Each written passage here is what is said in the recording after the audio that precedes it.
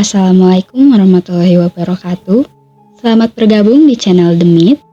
Untuk kisah horor kali ini berjudul Warung Gaib di Tepi Jalan dengan pemilik akun Asefa.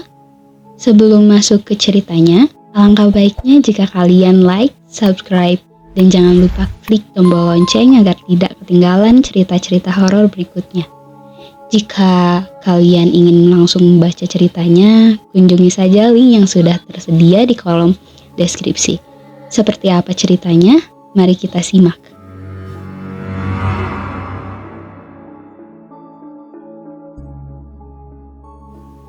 Saya ini kalau dari kampus selalu pulang larut malam. Bukan ada mata kuliah tambahan, melainkan nongkrong-nongkrong gak jelas untuk refreshing dengan teman-teman.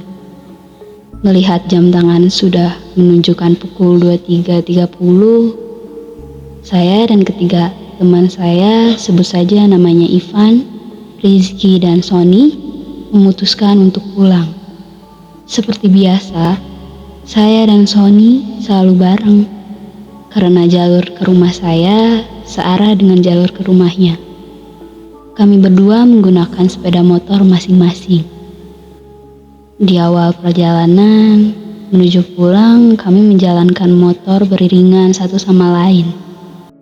Malam kali ini ditemani hujan rintik-rintik yang dinginnya cukup menembus jaket dan membuat saya menggigil. Tiba-tiba Sony meminggirkan motornya dan mengajak saya untuk mampir bila ada warung nanti. Karena kami memang belum makan sejak tadi siang. Setelah saya menyetujui, kita pun kembali jalan. Dan saya jalan di belakang Sony. Di perjalanan yang sepi ini, hanya ada beberapa pengendara. Sebenarnya, malam ini malam yang aneh. Biasanya, saya pulang jam 12:30, tak sepi seperti ini. Walaupun hujan rintik-rintik, masih ada orang yang berlalu lalang. Namun saya tepiskan pikiran itu. Mungkin itu hanya perasaan saya saja. Sialan, malam ini memang begitu dingin sekali. Saya kurangi kecepatan motor karena dingin yang membuat saya tidak konsentrasi. Tiba-tiba, Sony yang di depan saya berhenti. "Kenapa, Son? Motor lu?" tanya saya kepada Sony. "Tadi gue nggak lihat ada polisi tidur gede banget. Gue hantam aja. Makanya gue berhenti untuk ngecek takut kenapa-napa nih motor," jawab Sony. "Polisi tidur? Setahu gue ini jalan nggak ada polisi tidurnya. Dan gue dari tadi di belakang lu nggak lihat lu ngehantam apapun," seru saya. Dan hal ini membuat kacau pikiran saya. Apa yang terjadi dan apa mungkin Sony hanya bercanda? Sony nggak mungkin bercanda, karena setahu saya, dia itu orangnya kalem. Dan untuk bercanda pun jarang sekali. Setelah Sony mengecek motornya, kita kembali berjalan. Saya melihat sekitar, ternyata hanya saya dan Sony saja yang berada di dalam malam itu. Dan itu membuat saya heran dan penasaran. Tak lama dari kejauhan, sama-sama lampu 5 watt, dan begitu semakin dekat, itu ternyata sebuah warung. Warung itu tepat di sebelah kiri sebuah baleho, atau papan iklan besar yang masih kosong. Belum ada iklan yang terpampang. Akhirnya, Sony dan saya berhenti untuk mampir ke warung tersebut. Pas saya turun dari motor, tiba-tiba saya tersandung papan kilometer yang tingginya selutut dan cukup membuat kaki saya sakit. Ya sudahlah, faktor dingin dan semakin kecapekan membuat saya nggak melihat adanya papan kilometer itu. Kami berdua masuk ke warung tersebut. Tersedia bangku dan meja. Kami pun duduk. Setelah kami duduk, keluarlah seorang ibu-ibu dan seorang bapak. Sepertinya mereka suami istri, dan menyapa dengan ramah sambil tersenyum. "Pesan apa, Mas?" tanya ibu warung itu sambil tersenyum. "Pesan kopinya 2, Bu. Kalau ada makanan ringan, seperti roti juga pesan 2 ya, Bu," jawab Sony.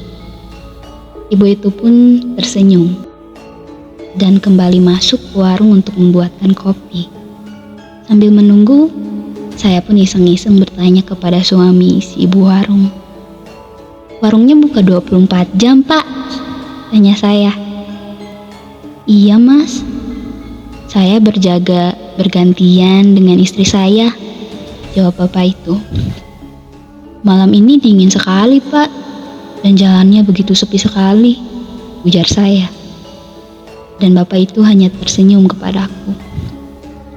"Ini, Mas, kopi sama rotinya," ujar ibu warung sambil menyuguhkan kopi dan roti yang kami pesan. "Oh iya, terima kasih ya, Bu," jawab Sony. "Saya buatkan tahu isi juga. Dingin-dingin begini, enak loh, Mas. Untuk isi perut mas-mas ini, masih hangat loh, Mas," ujar ibu warung. "Iya, Bu, terima kasih," jawab saya. Lagi-lagi ibu itu tersenyum kembali kepada saya dan Sony. Lalu saya ambil tahu isi itu. Kebetulan saya sangat lapar karena menerjang dinginnya malam ditambah rintik hujan. Setelah saya makan, ternyata enak juga tahu isi ini. Begitupun juga sambalnya, sampai-sampai saya dan Sony habiskan tanpa tersisa. Seperti biasa, sehabis makan, bakar sebatang rokok sambil menyeruput kopi hitam hangat. Beberapa saat kemudian, "Semua tadi berapa, Bu?" "Kopi 2, roti 2, dan tahu isi kita berdua habiskan," hehehe, ujar Sony sambil tertawa. "Semuanya 20.000, Mas," jawab ibu warung sambil tersenyum. Setelah kami membayarnya, kami pun segera melanjutkan perjalanan pulang. Saat saya menuju motor, lagi-lagi saya tersandung papan kilometer. Oke, kali ini saya benar-benar meleng. Penasaran dengan papan kilometer yang membuat kaki saya tersandung, saya pun melihatnya. Di sana tertulis kilometer 12. Setelah rasa penasaran saya hilang, akhirnya kami pun memulai perjalanan pulang. Jalanan masih tampak sepi. Hujan rintik-rintik seperti tak mau berhenti juga. Di pertigaan jalan, Sani pun belok kiri. Karena kali ini saya sudah gak sejalur lagi dengan dia. Dan rumah saya masih agak jauh sedikit. Anehnya di jalan yang menuju ke rumah saya tidak sepi seperti tadi. Ada beberapa kendaraan yang berlalu lalang. Jalan malam ini sangat aneh. Mungkin karena gue kelelahan, gumam saya. Sampainya di rumah, saya sholat Isya dan membersihkan diri. Mata pun belum mau menutup, alias belum ngantuk. Saya mendengarkan lagu. Tiba-tiba handphone saya berdering dan panggilan masuk, ternyata itu Sony. "Tadi lu ngerasa aneh gak selama perjalanan pulang, Dit?" tanya Sony melalui telepon. Iya sih," jawab saya. "Kirain gue doang, Dit. Motor gue pas dicek di rumah, ternyata gak ada yang rusak. Padahal tadi gue hantam polisi tidur gede banget, cuy," ujar Sony. "Iya, syukur deh, Son. Sorry, gue capek banget nih. Gue tutup dulu ya. Besok di kampus aja ngomonginnya," jawab saya. "Oh, oke, Dit," ujar Sony. Karena perjalanan tadi membuat saya stres gak seperti biasanya, akhirnya saya memutuskan untuk tidur dan menutup telepon dari Sony. Akhirnya pun saya tertidur. Seperti biasa, alarm handphone saya pukul 5 pagi berdering untuk membangunkan sholat subuh. Mata terasa berat untuk melek. Namun betapa kagetnya saya melihat samar-samar bapak dan ibu warung itu sedang tengah berdiri di sudut kamar saya dan muka pucat tanpa ekspresi. Seperti saya antara sadar dan tidak, Atau saya berhalusinasi saja? Sialan, apaan sih? Saya pun tertidur kembali dan melewatkan sholat subuh. Pagi pun menjelang. Jam menunjukkan pukul 7 pagi. Saya pun bergegas untuk berangkat kampus. Saya berencana berangkat melewati jalan semalam dan melihat apa benar ada warung di situ. Teringat ada papan iklan besar dan papan kilometer 12 di sana. Akhirnya saya sampai di jalan kemarin yang saya lewati. Ternyata jalan ini tidak sepi malam hari.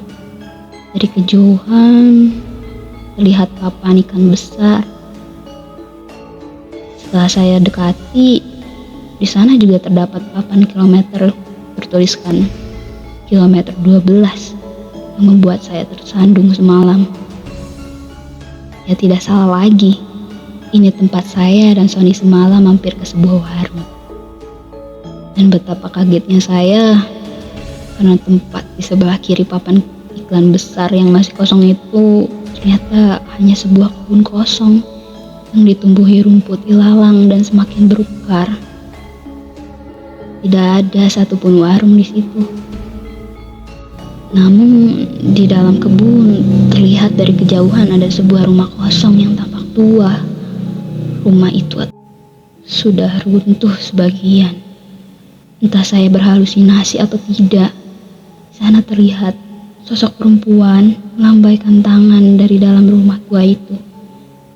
Dengan jelas saya lihat rambutnya panjang bergaun putih. Wah, itu membuat saya gemetar dan saya cepat-cepat termotor untuk pergi dari tempat itu.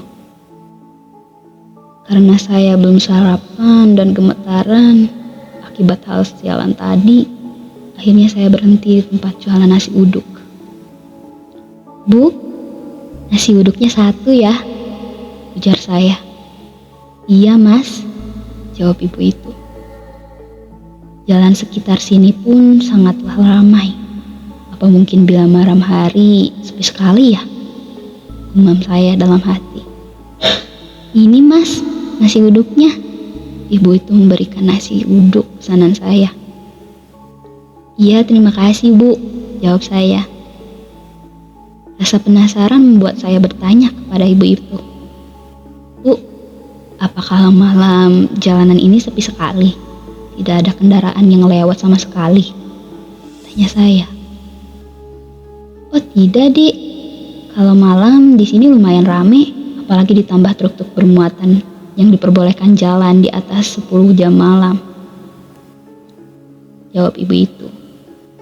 "Oh begitu ya bu," ujar saya. "Kenapa mas? Kok mas pucat begitu? Sedang sakit ya?" tanya ibu itu. Dan akhirnya saya pun menceritakan kejadian semalam saya dan Sony alami. Dan ibu itu kemudian menjelaskan. Dulu di kilometer 12 itu ada sebuah truk yang menabrak warung. Dan warung itu hancur tak terbentuk. Menewaskan pemilik warung tersebut, yaitu pasangan suami istri. Rumah di dalam kebun itu adalah rumah pemilik warung yang tewas itu. Jadi mas makan semalam itu hanyalah tipuan mata. Mas itu sebenarnya gak makan apa-apa, ujar si ibu itu. Saya sering melewati jalan sini, tapi baru kali ini saya merasakan hal seperti semalam. Ya kemana-mana banyakin doa ya mas, timpal ibu itu. Setelah mendengar penjelasan ibu warung itu, saya pun rasa ingin pingsan. Setelah mendengar penjelasan ibu warung itu, saya pun merasa ingin pingsan. Berarti penampakan di kamar saya tadi pagi itu bukan halusinasi saja, melainkan penampakan hantu pemilik warung itu. Akhirnya saya tidak memberitahukan hal ini kepada Sony. Saya takut dia jadi trauma akan hal ini.